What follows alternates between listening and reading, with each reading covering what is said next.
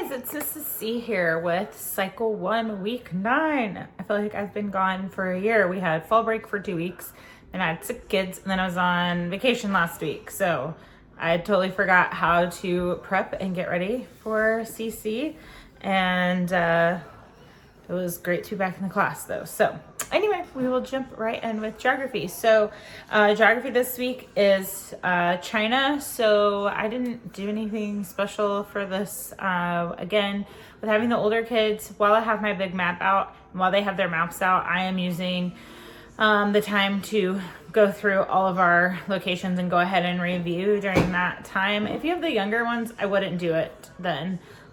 I would do it at the end at review and focus all of your time during new grammar on the new grammar. But with the older ones, they pick it up and they find them so quickly. And again, most of mine have been in this, so it's not their first exposure to Mongolia or the Yellow Sea. So they are catching on very quickly. So what I do is I go through it a couple of times, the new grammar, then we review all of our review for the past 6 weeks, and then we come back to what we learned in the new grammar and touch on that again to make sure they remember it. So all that I do is I have it marked in my foundations guide on page 70. It has our list of all the geography locations, and I just stick a sticky note of the week that I need to go, like right before the week I need to go back to. And I just go through and we start going through all of those. And I try to kind of ask them a little bit out of order.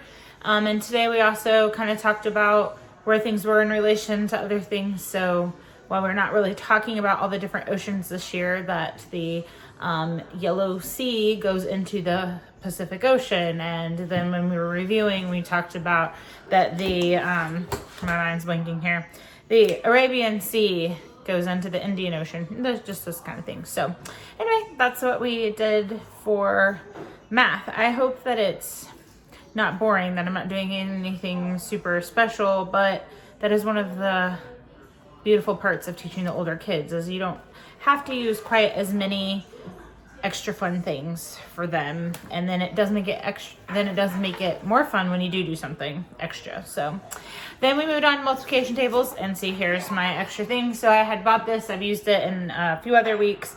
This is one of those poppets. It's ginormous, and it is 15 by 15. So I was like, all right, we got our 15s today. We're gonna bring this in.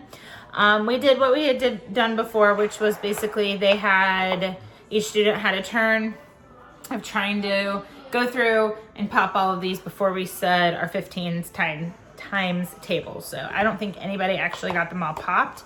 And as I've learned, and if you're using the poppets, there's apparently like what the kids call the cheater side, and then the side that you actually have to push them. So I think like right now, this is the cheater side. I can run my finger down and pop it really fast. But if I try that now going back, it won't do that. So make sure that's not on the cheater side, because then they'll just run their fingers down and you won't actually get through all the times table. So I had them start off and make sure it wasn't on the quick side and they were on the slow side, so they could use as many fingers as they wanted to and go through and try to get them all popped. And we set our 15s. Now, because they weren't getting it all done, it wasn't like totally reset for the next person. So while they were running their finger down and resetting it for the next person, we were doing Latin and science. So science this week, super easy. It makes up for some of the other long sciences we've had. But so some parts of a plant, leaves, stems, roots. There's nothing too crazy there. We chanted it. So while people were resetting, I'd say, tell me, what are some parts of a plant? We'd say, some parts of the plants are leaves, stems, roots, leaves, stems, roots, leaves, stems, roots, leaves, stems, roots. And we would just chant it until whoever got done and got it reset. And then we would do our 15s again. When they were done, while it was resetting, we would do science or Latin. So while they were resetting, we were singing our Latin fourth declension. Just kind of going back and forth to give time for everyone to do the math with the poppets. And make sure we got through our 7 times. So I didn't do things special for that. We just chanted and sang the declensions. So that was Latin and science. And then we also, in between doing math, did prepositions, which I know sometimes people do this intentionally. I wasn't intentionally doing it. I was just like, oh, we have dead space here, so I need to do something, so let's go ahead and do that. I probably should be more intentionally planning that, but I wasn't thinking about them having to reset this poppet to do it in between, but it worked well. So I did give the kids, again, if this is your first time popping in, on page 64 in your guide is the full list of prepositions. Also has the definition up at the top. I just copied these from the guide, stuck it in page protector just to keep them nice. So I handed these out, and I gave the kids the option to try to do it without looking, or if they just wanted to read it, they could, but everybody had to take a turn.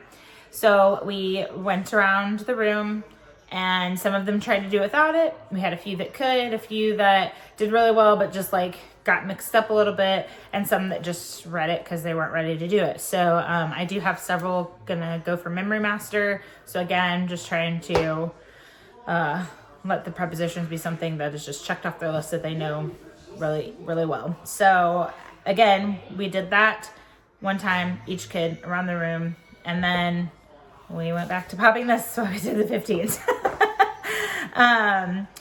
That left, I think, history and timeline at the end. So for history, I meant to bring a balloon, and I totally couldn't find one last night. And then, of course, this morning I remembered where I'd stuck my balloons. So I just had this little ball. It's not really bouncy. It's just one of these little squishy footballs.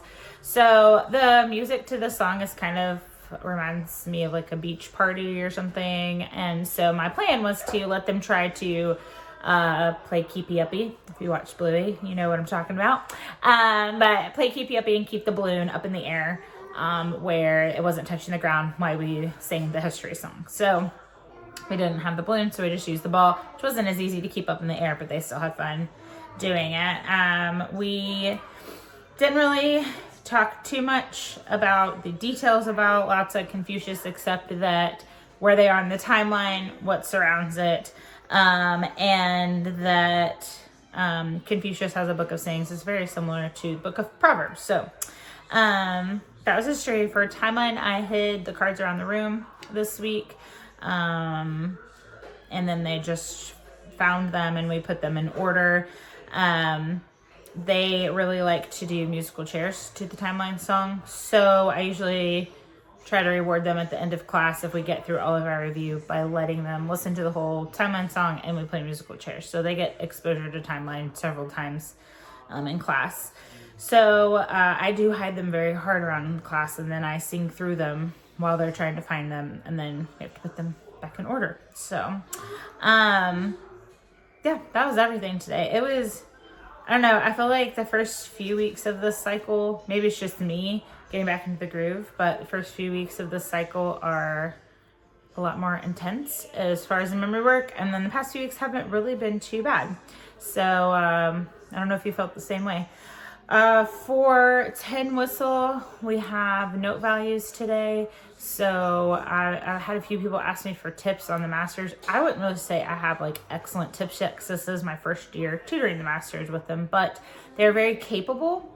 And so today we went through, talked about note value. Several of my students are also taking piano or other lessons on the side. So this is like super easy and slightly boring to them. So to make it a little more interesting, we wrote out a staff, and then they each composed like 3 measures of a song, and then they tried to play it, and they saw how hard it was. Just trying to write something out and then playing it was not easy. So we had one student who kind of ended up playing some of the other kids because they had made something that was too hard for themselves. So that's an idea, just to give them something to do. Also writing it out for them and having them try to play the correct rhythm, and talking about just how, specifically with rhythm and note value this week, that going in a little more in depth. So I also talked a little bit about rest, because they hadn't been exposed to that in previous cycles. So we talked about the different types of rests, that just like there are notes, that there are rests that have the same values as the notes do. And we talked about time signature a little bit, and how for our purposes right now we're in 4/4 time, but there are different time signatures. So just trying to kind of like explore music theory a little bit more and a little bit bigger with them, and seeing what they know. They know quite a bit, but a lot, this group that I have. So anyway, for review today, we were running a bit behind because we actually dissected crayfish today, which was super fun. and smelly, of course. But we were a little bit behind on time. So I told them that if we could get through all of review, then we could go down and play musical chairs, which is like their favorite thing ever. So we literally just went through and I was like, all right, what are some parts of the plant? What are some types of seed plants? What are some of the animals we produce? And we just went through all of the review. The only thing I didn't review was timeline and the math facts because we listened to the songs for those. So for musical chairs. So anyway, that was all today. Nothing too crazy, but I hope that was helpful. If you're looking for ideas, you don't have to do super crazy, new, amazing things every week. Sometimes you can just say the memory work chanting in between while you're doing a poppet. So anyway, hope you guys have an awesome week. It was really nice to be back. Hope you're enjoying fall wherever you are. And I will be back next week with week 10. Bye guys.